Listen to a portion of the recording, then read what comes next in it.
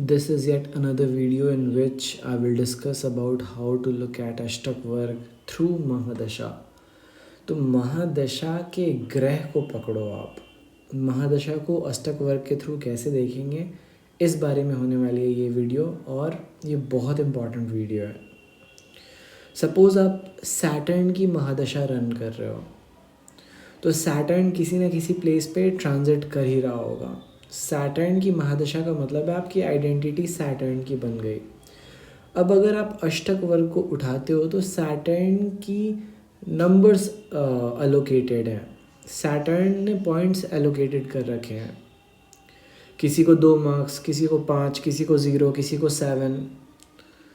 तो ये जो मार्क्स हैं ये आपके लाइफ के एस्पेक्ट्स शो करता है उस महादशा में। सपोज़ सैटर्न ने 0 मार्क्स दे रखे हैं 11th प्लेस पे, तो इसका मतलब है 11th प्लेस पे सैटर्न की वैल्यू 0 हो जाती है। शनि के महादशा में आपका जो फ्रेंड सर्किल होगा उस फ्रेंड सर्किल में आपकी वैल्यू नहीं की जाएगी। सपोज़ 7th प्लेस पे सैटर्न ने 0 मार्क्स दे रखा है आपको और सैटर्न की आपकी महादशा स्टार्ट हो गई, तो ध्यान रखना है कि महादशा का जो ग्रह है उसके अष्टक वर्ग टेबल को देखो और देखो कि वो कितने पॉइंट्स हर एक एस्पेक्ट ऑफ लाइफ को डिनोट कर रहा है, दे रहा है। जितने भी पॉइंट्स होंगे वो पॉइंट आपके ग्रह की वैल्यू होगी उन प्लेस पे। अब यहाँ पे ये ट्रांजिट करे, कोई ग्रह ट्रांजिट करे या ना करे किसी प्लेस पे, वो वैल्यूज़ उसी तरीके की रहेंगी, वो निखर के सामने आती हैं और वो ट्रांजिट से नहीं देखी जाती। फिर जैसे मैंने 0 का एग्ज़ाम्पल दिया, फॉर एग्ज़ाम्पल मैक्सिमम 8 पॉइंट्स दे सकते हैं। तो अगर किसी प्लेस पे किसी प्लैनेट ने जिसकी महादशा चल रही है, उसने सपोज़ आपकी मार्स की महादशा चल रही है और मार्स ने 8 पॉइंट्स सेकेंड प्लेस को दे रखा है, तो ओवरऑल हो सकता है सेकेंड प्लेस की वैल्यू आपकी 23 होगी, लेकिन मार्स की महादशा में आपके सेकेंड प्लेस की जो वैल्यू होगी वो 8 मानी जाएगी। मतलब आपके पास हर चीज़ होगा जिस चीज़ की आपको ख्वाहिश है। ये सबसे टेक्निकल एस्पेक्ट बन जाता है अष्टक वर्ग का। फॉर एग्जांपल सपोज़ आपको सेकेंड प्लेस पे 33 मार्क्स मिल रखे हैं और आपकी महादशा चल रही है चंद्रमा की, और चंद्रमा ने दूसरे स्थान पे आपको 2 मार्क्स दे रखा है। तो चंद्रमा की महादशा में आपका जो बिलोंगिंग्स है, दूसरा स्थान जो है, ये कमज़ोर रहेगा, आपके रिसोर्सेज 2 मार्क्स के रहेंगे और आपके रिसोर्सेज में सेकेंड प्लेस पे चंद्रमा की वैल्यू 2 की मानी जाएगी। तो चंद्रमा जिस हाउस में भी बैठा होगा उस हाउस से रिलेटेड एस्पेक्ट सेकेंड हाउस में बिल्कुल ही कमज़ोर माने जाएंगे। ये बहुत ज़्यादा टेक्निकल है, बट विथ प्रैक्टिस आप इसको सीख सकते हो।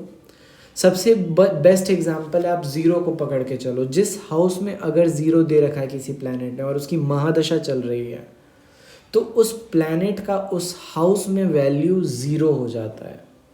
सपोज सैटर्न 5th हाउस में बैठा है आपका, उसकी महादशा चल गई और 0 मार्क्स दे रखा है इसने 4th हाउस में, तो आपके बच्चे का कोई वैल्यू नहीं है आपके घर में। सिंपल।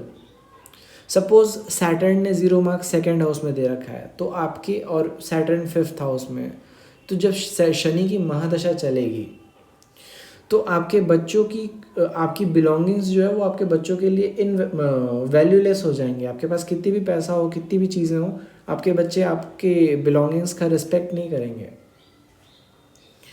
सपोज़ आप वीनस की महादशा चल रही है आपकी और वीनस ने 0 मार्क्स 6th हाउस में दे रखा है आपको, तो 6th हाउस में वीनस की वैल्यू 0 हो जाती है। तो महादशा में जब भी वीनस 6th को ट्रांजिट करेगा तो उसकी वैल्यू 0 तो मानी जाएगी, लेकिन आपके वर्क फ्रंट पे आपको अप्रिशिएट नहीं किया जाएगा। लेकिन यहीं पे अगर वीनस फुल पॉइंट 8 पॉइंट्स दे देता है 6th प्लेस पे, तो आपके वर्क फ्रंट, आपके प्रोफेशन में आपको एक्सट्रीम वैल्यू दी जाएगी। तो ये डिफरेंस आ जाता है कि जब आप महादशा के ग्रह को एनालाइज करते हो अष्टक वर्ग के थ्रू। ये स्टिल बहुत ही अननोन टेक्निक है, बहुत ही अननोन तरीका है चीज़ों को देखने का बर्थ चार्ट में। पहले ट्रांजिट से देखा जाता है, फिर महादशा पे आया जाता है। बट आपको अगर महादशा को अष्टक वर्ग के साथ देखना है तो आप सीधे सीधे उस प्लैनेट को उठाओ जिस प्लैनेट का आपका महादशा चल रहा है, और देखो कि उस प्लैनेट ने हाउसेस को कितने कितने पॉइंट्स अलोकेट किए हैं। उस प्लैनेट की वैल्यू है वो पॉइंट्स। जिस प्लेस पे 0 पॉइंट है उस प्लेस पे आपकी महादशा के ग्रह का वैल्यू 0 है, उस प्लेस पे आपकी वैल्यू नहीं होती है। जिस प्लेस पे वैल्यू ज़्यादा है, 8 है, 7 है, 6 है, 5 है, तो उस प्लेस पे आपके महादशा के ग्रह की वैल्यू ज़्यादा है। तो सपोज़ आपका जुपिटर का महादशा चल रहा है और जुपिटर का ट्रांजिट आने जा रहा है, तो जुपिटर का ट्रांजिट महादशा के साथ आपके लिए प्रॉफिटेबल रहेगा कि नहीं रहेगा, आप अष्टक वर्ग से करेक्टली प्रिडिक्ट कर सकते हो। और ये सिर्फ महादशा ही नहीं, अंतरदशा को भी आप देख सकते हो। अंतरदशा के ग्रह को भी उठाओ, सेम प्रोसेस अप्लाई करो, देखो कि कितने पॉइंट्स एलोकेटेड हैं। सपोज आपकी मार्स की अंतरदशा चल रही है, तो मार्स की अंतरदशा में आप ये देखो कि मार्स ने कितने पॉइंट्स एलोकेट कर रखे हैं ईच एंड एवरी हाउस को। फिर आप ये देखो कि मार्स ट्रांजिट कहाँ पे कर रहा है, तो मार्स की जो वैल्यू है वो आपको हाउसेस में पता चलती है थ्रू दीज पॉइंट्स। अगेन ये आपको प्रैक्टिस के थ्रू आएगा। आप बिल्कुल इस टेक्निक को अप्लाई करो अपने बर्थ चार्ट पे, अपने महादशा के थ्रू, और मुझे बताओ कमेंट करके कि how it reflects in your birth chart. For more, stay tuned and subscribe.